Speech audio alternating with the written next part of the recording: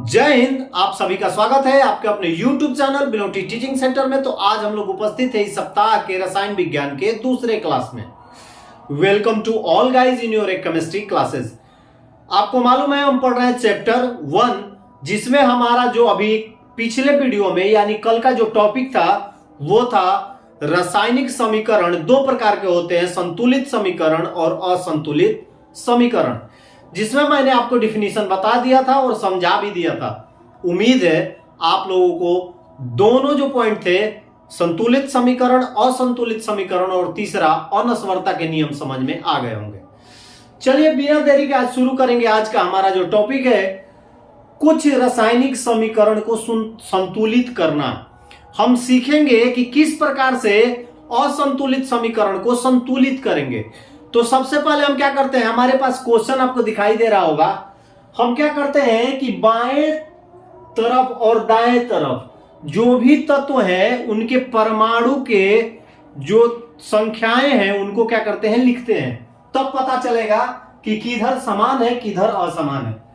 Aluminium यहां कोई अंक नहीं है तो 1, क्लोरीन के नीचे 3 है तो 3, कैल्शियम में कोई अंक नहीं तो 1, OH का होल ट्वाइस यानी OH जो है वो 2 है।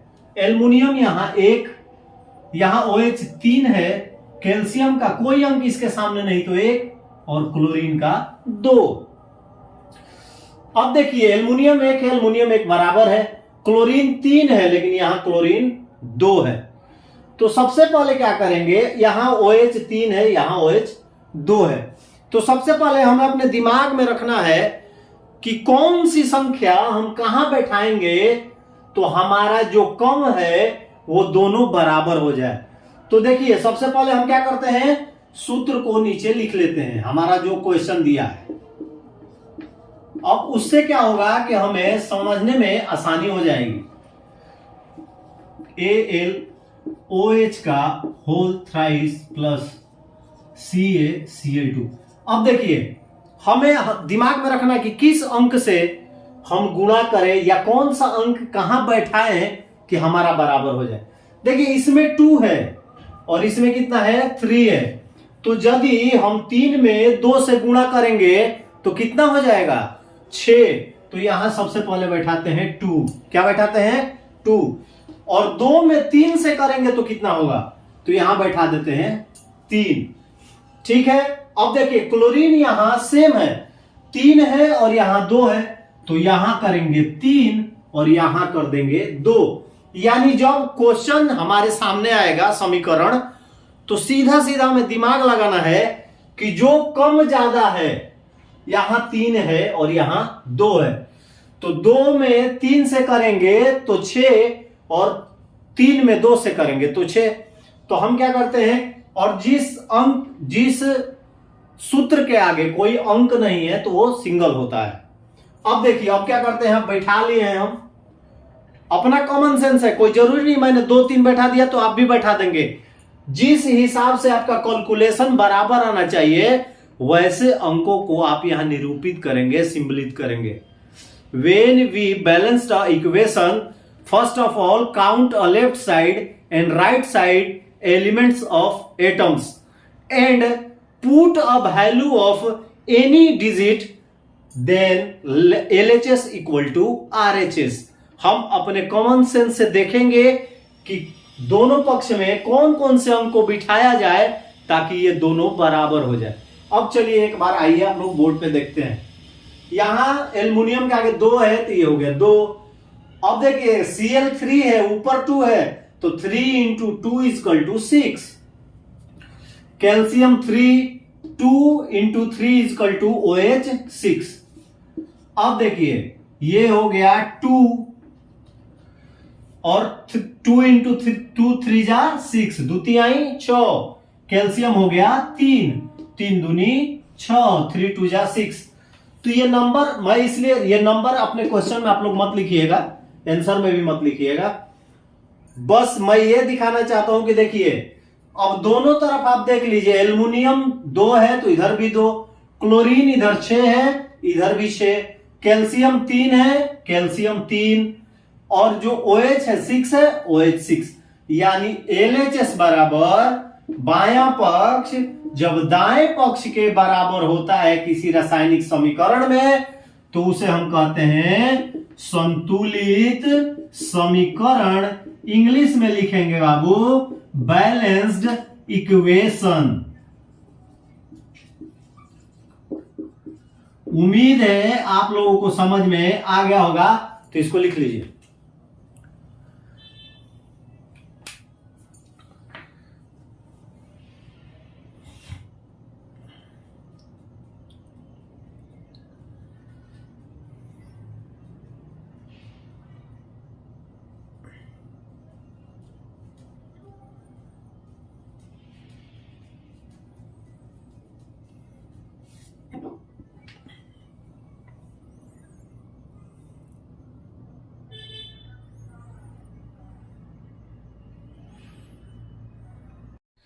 चलिए, जो दूसरा हमारा क्वेश्चन हमारे सामने आएगा, इसको भी क्या करना है हमें, ये असंतुलित है, इसे संतुलित करना है।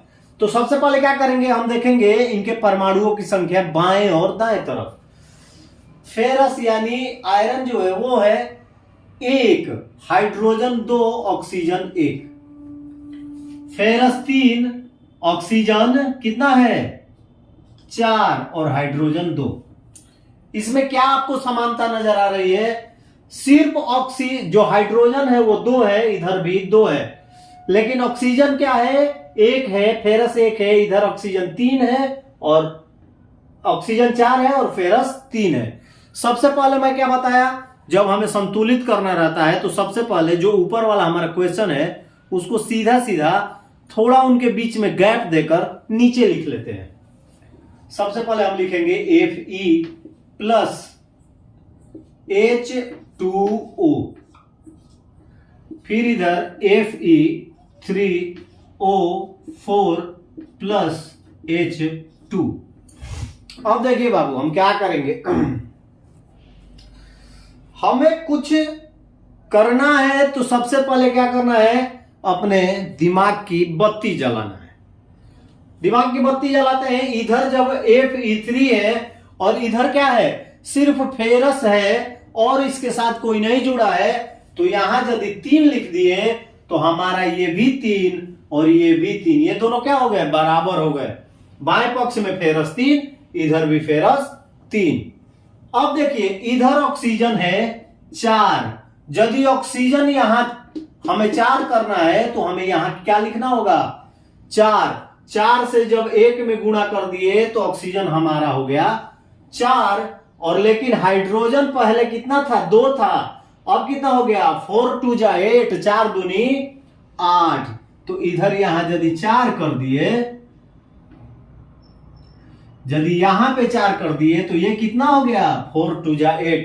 अब देखिए हाइड्रोजन आपका 8, इधर भी 8, ऑक्सीजन आपका 4, इधर भी 4, और फेरस आपका इधर 3 और इधर भी 3, यानी LHS बराबर RHS। ये मैथ नहीं है, ये है केमिस्ट्री।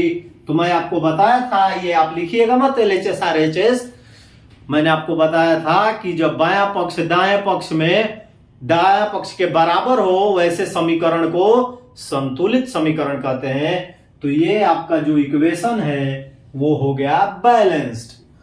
तो ये नंबर आप लोग अपने रफ पे लिखेंगे। जब बैलेंस हो जाएगा समीकरण तो उसे आप जनरल जो आपके क्वेश्चन कॉपी है और फेयर दोनों में लिख लेंगे।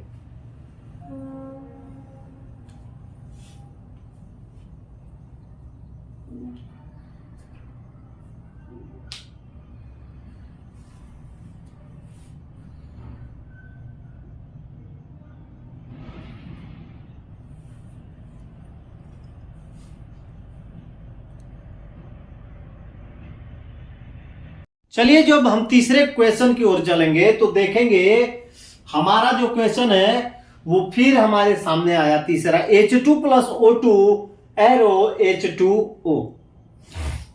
तो सबसे पहले हम क्या आपको बताएं, हम क्या करते हैं कि बाएं पक्ष दाएं पक्ष के दोनों तत्वों के परमाणुओं की संख्याओं को देखते हैं। हाइड्रोजन 2 है बाबू, ऑक्सीजन भी 2 है, हाइड्रोजन यहां 2 है लेकिन ऑक्सीजन 1 है। क्या दोनों तरफ बराबर है? नहीं है। जब दोनों तरफ बराबर नहीं है तो क्या करेंगे, सेम क्वेश्चन को नीचे उतारेंगे ताकि हम अंक अपना डिजिट अपने कॉमन सेंस से बैठाकर इसे बराबर कर सके। तो आ गया H2 ऊपर से नीचे, O2 भी ऊपर से नीचे, इधर H2O लिख दिए।